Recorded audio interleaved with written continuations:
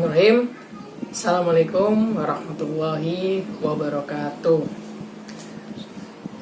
Halo semuanya, apa kabarnya hari ini? Semoga yang sedang menonton video ini dalam keadaan sehat walafiat dan semoga yang sedang sakit segera diangkat penyakitnya. Amin. Sebelum kita lanjut ke videonya, jangan lupa untuk mendukung channel ini dengan cara like, komen, dan subscribe agar kita terus bersemangat dalam berkarya. Sebelumnya, izin memperkenalkan diri. Nama saya Bagus Andrean dari kelas 5B semester 5 dari UPI Kampus Purwakarta, Prodi PGSD. Nah, di video kali ini saya akan sedikit sharing tentang 5 hal yang harus diperhatikan pendidik sebelum dan sesudah mengajar di SD. Nah, hal apa aja sih yang harus diperhatikan pendidik sebelum dan sesudah mengajar?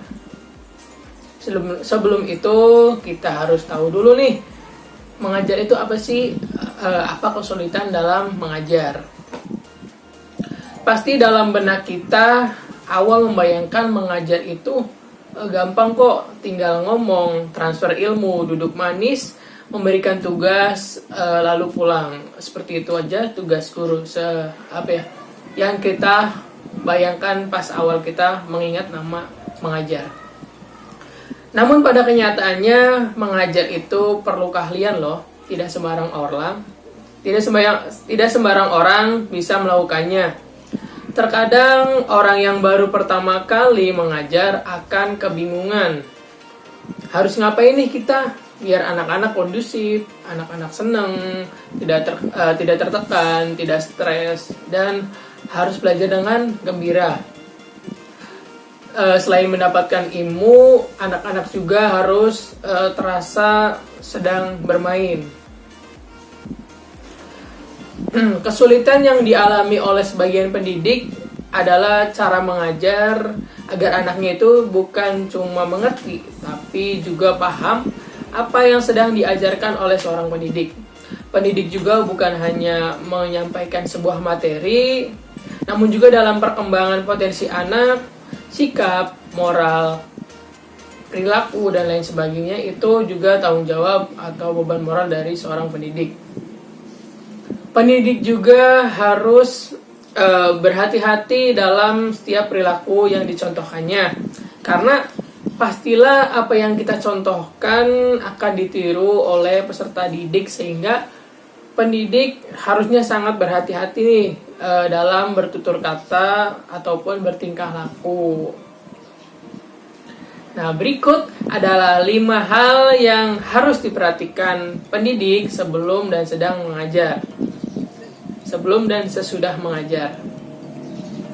Yang pertama, itu ada mental. Nah, tentunya mental menjadi salah satu hal penting dalam hal mengajar. Karena kita sudah siap dengan segala apapun, seperti misalkan kita sudah menyiapkan cara kita belajar mau bagaimana, teknik-tekniknya seperti apa, strateginya, modelnya, kita harus menyampaikan seperti apa. Kita juga sudah mempersiapkan sebuah rancangan persiapan pembelajaran atau RPP, sudah menyiapkan ice breathing dan lain sebagainya. Nah, hal itu yang sudah kita persiapkan sebelumnya itu bakalan semua itu hilang ketika kita berhadapan langsung di depan kelas atau berinteraksi dengan peserta didik kita. Ya, itu dikarenakan kita belum siap dalam menghadapi anak-anak, yang membuat otak kita yang tadinya sudah siap menjadi blank. Sehingga menurut saya mental adalah suatu hal penting yang menjadi fondasi dasar seorang pendidik atau guru dalam hal mengajar. Hal ini bisa diawali dengan cara kita menyukai anak-anak terlebih dahulu, ataupun kita mengikuti guru-guru yang sudah senior atau guru-guru yang sudah berpengalaman di SD, yang sudah bertahun-tahun mengajar. Yang kedua itu ada perencanaan yang matang. Merencanakan segala sesuatunya dari mulai teknik, strategi, metode, model, dan lain sebagainya yang mendukung jalannya proses belajar mengajar. Pelajari sebagian besarnya, kalau bisa juga kita pelajari semua atau kita kuasai semua model-model pembelajaran yang tentunya bisa dikatakan cocok untuk diterapkan di SD.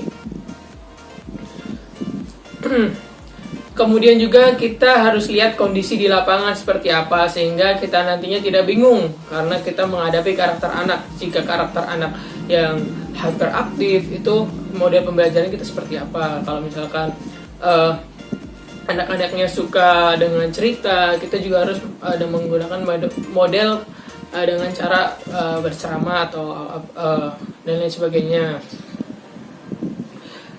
Persiapkan juga kesan pertama nih. Kesan pertama itu paling penting. Kesan pertama memulai pembelajaran sehingga anak-anak tuh semangat untuk melakukan proses belajar. Bukan hanya di awal doang nih, tapi ketika kita sudah di pertengahan ataupun di akhir pembelajaran. Kita juga harus mempersiapkan agar anak-anak tidak bosan dalam hal belajar dan terus bersemangat. Ingat ya teman-teman, gaya belajar dari teman-teman sekalian itu sangat berdampak pada diri kembang peserta didik. Yang ketiga itu ada identifikasi karakter anak setiap waktu. Jadi pendidik juga harus memiliki kemampuan dalam menganalisis nih. Ini penting karena karakter peserta didik tentunya berbeda-beda ya. Ada yang suka dengan cara belajar dengan cara diterangkan dengan membaca, ada juga yang belajar dengan cara mendengarkan, ada juga dengan cara kita dengan media gambar atau visual, atau juga bisa menggunakan sebuah audio visual, atau bisa juga dengan cara bermain, entah itu di indoor ataupun di outdoor, sehingga pendidik tahu nih mana model yang tepat untuk anak-anak yang dididiknya, sehingga kita tidak bingung lagi nih kalau kita sudah memiliki kemampuan menganalisis suatu situasi peserta didik. Yang keempat, ada belajar untuk bersikap adil. Kemampuan ini sangat penting dalam proses belajar mengajar. Biasanya pendidik suka hilap nih akan kemampuan ini, bermaksud untuk menumbuhkan suasana dengan berinteraksi dengan salah satu siswa, malah siswa lain merasa tidak diperhatikan. Hal ini sangat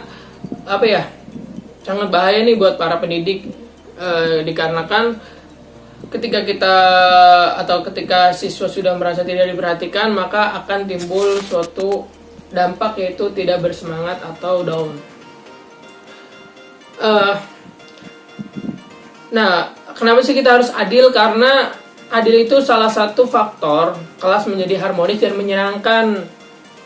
Karena pendidik itu bersikap adil. Maksudnya bersikap adil itu seperti apa sih? Jadi adil itu kayak adil kita berinteraksi dengan peserta didik, jangan ke satu peserta didik doang, tapi seluruh peserta didik kita ajak ngobrol.